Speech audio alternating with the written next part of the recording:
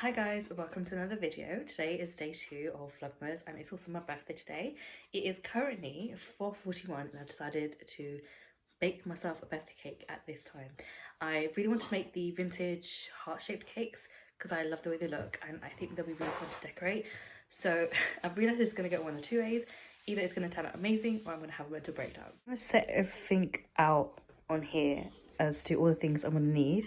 I've got my decorating stuff, my flour, sugar, everything like that here to go.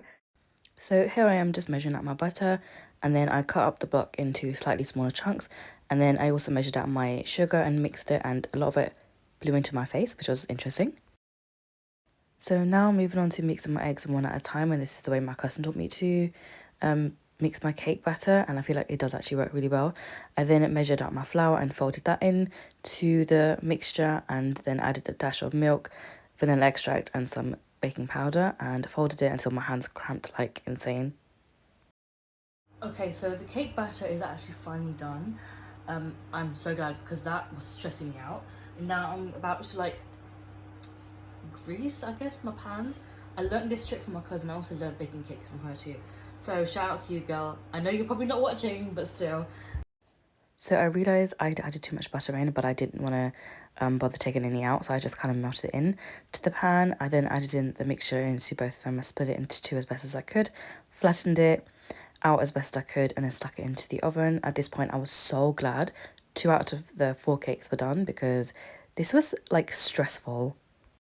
So I already hit a hiccup or a bump in the road. And that is I ran out of the butter that I needed because I only bought 2 of like the 500-gram like blocks, but I should have really bought 3, and I need quite a bit because I want to make a large amount or like a large quantity of a buttercream, and I'm just gonna now take it whatever I have in the fridge and use that and just hope for the best because it's just going to get too much. So this cake was honestly a disaster from the beginning. So many things had gone wrong, and by this time I was ready to give up. But I already had most of it done, and I just wanted to like finish off the cake. I ran out of icing, so when I picked up my brother from work, I bought another like packet, and then I come home. But by the time I mixed my butter into my sugar, my buttercream would have been too like soft to actually use, so I left it in the fridge. I had dinner, but then I forgot to take it out, and then that was so difficult to use because it was very like thick. Then I moved on to actually icing, like covering up the rest of the cake, and I already, if you can see here, I was planning on going for like a blue theme, and the icing turned out green. So that kind of really threw me off. The first batch of green looks different to the second batch of green, which made me want to absolutely like lose my ish completely. And I was like, do you know what? No, I've come this far. Let me just get to the end now. Like I was so close to the end, I could see it, and I was like, no, let me just power through the rest of it because we're almost there. Props to people who do this for a living, honestly, because this was so stressful. Like I couldn't get the cake or the icing around the cake to be flat.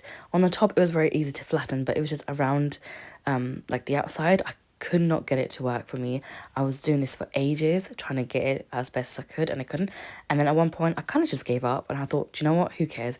I moved on to piping. I really like this colour that turned out, but I realised I made a mistake because I wanted to do like a different design at the bottom, and I also can't figure out what the piping tips look like. So I kind of just like I was winging it at this point, and then I also ended up losing footage for the rest of the decoration.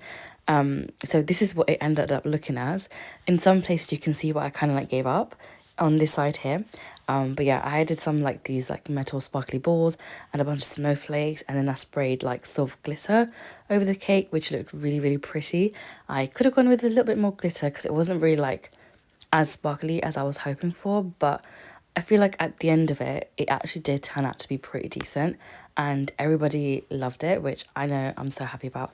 Also, I'm very proud of myself for this. You can see the glittery spray here a little bit better, and I really like the way that it made the cake look. I will say though, I'm still gutted the fact that I wanted the base to be blue and it ended up looking green. But overall, I can't complain. I do think it still turned out to be quite cute.